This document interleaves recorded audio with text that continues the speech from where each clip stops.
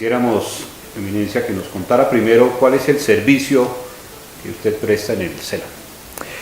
Bien, en el CELAM mi servicio empezó en el año 2011. Yo era en ese momento presidente de la Conferencia Episcopal de Colombia y asistí a la Asamblea General del CELAM. A esa asamblea deben asistir todos los presidentes de las conferencias episcopales y los secretarios generales de las 22 conferencias que componen propiamente el CELAM o Consejo Episcopal Latinoamericano. Fue esa primera asamblea a la que yo participé fue en Nicaragua. Y allí pues me enteré un poquito de toda la vida del CELAM, charlé mucho con Monseñor Damasceno, que era el presidente en ese momento, ahora es cardenal retirado, era el arzobispo de Aparecida.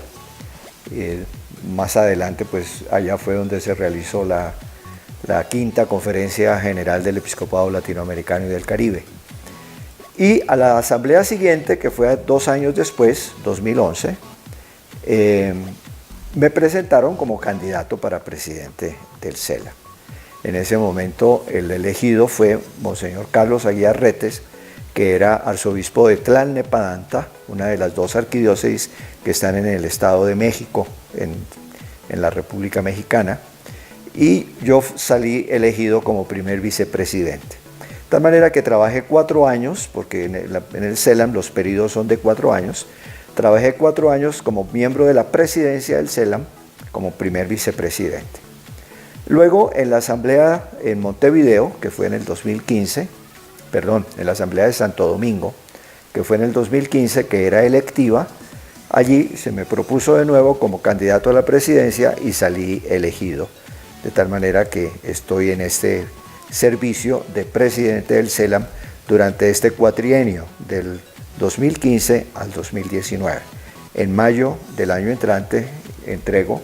En el CELAM no hay reelecciones, de tal manera que tengo la certeza de que termino en el 2019. ¿Qué hace el CELAM? El CELAM tiene muchos oficios importantes, pienso yo. Sobre todo crea un ambiente de comunión al interior de las diferentes iglesias latinoamericanas, muy importante, que yo creo que no se da en ninguna otra parte del mundo en la Iglesia Católica, porque trata de existir algo parecido en África, en Asia, en Europa. Por ejemplo, en Europa está el Consejo de Conferencias Episcopales Europeas. Yo asistí en una oportunidad como invitado, como presidente del CELAM, pero es una cosa muy diferente realmente porque allí hay una diversidad enorme de culturas, de lenguas, etc. Aquí nosotros tenemos la gran ventaja de que si exceptuamos las Antillas, en donde además de la parte latina de las Antillas, Puerto Rico, Santo Domingo, Haití, tenemos las otras Antillas que son más bien de cultura francesa o cultura inglesa, pues tenemos una cultura homogénea y eso facilita muchísimo. Y en el CELAM se propicia enormemente la comunión entre los diferentes obispos. Hay encuentros permanentemente sobre los diferentes temas que parecen importantes para la Iglesia en América Latina.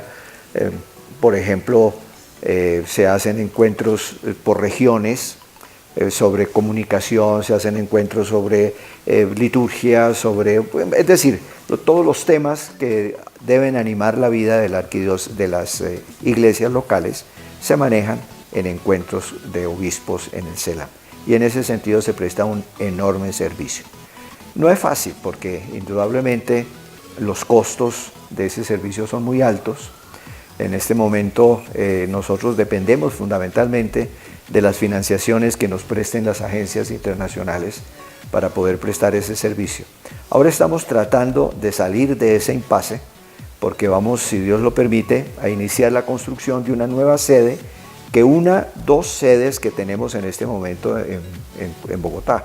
Una administrativa en Usaquén y una para el Instituto de Estudios llamado CEVITEPAL, Centro Bíblico Teológico para América Latina, que funciona en la avenida Boyacá con 170. Allí, en esos predios de la avenida Boyacá, vamos a hacer una nueva construcción que albergue todo lo administrativo, pero también todo lo académico.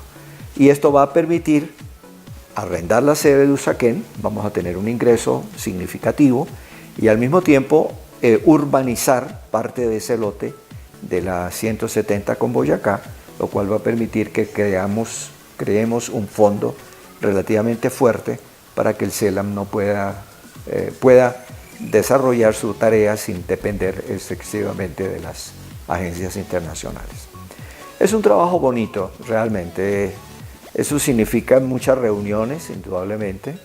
La más importante tal vez es que cada año hay una semana completa en la cual la presidencia del CELAM viaja a Roma para encontrarse con el Santo Padre. El Santo Padre siempre nos da una audiencia más o menos de 1 hora y es sumamente interesante el diálogo con el Papa.